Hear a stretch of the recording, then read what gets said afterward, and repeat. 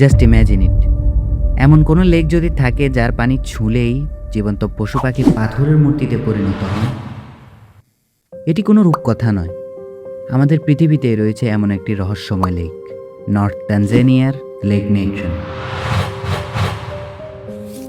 এটি কিভাবে হয়? Well, let me explain.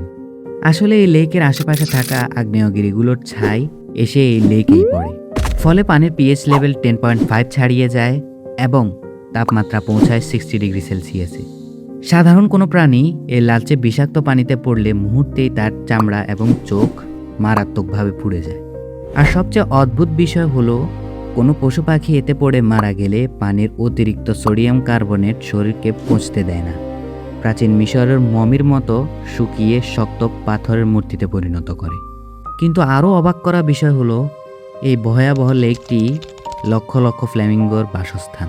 কোনো শিকারী প্রাণী এই পানিতে নামতে পারে না বলে ফ্ল্যামিঙ্গোরা এখানেই নিরাপদভাবে বংশবৃদ্ধি করে।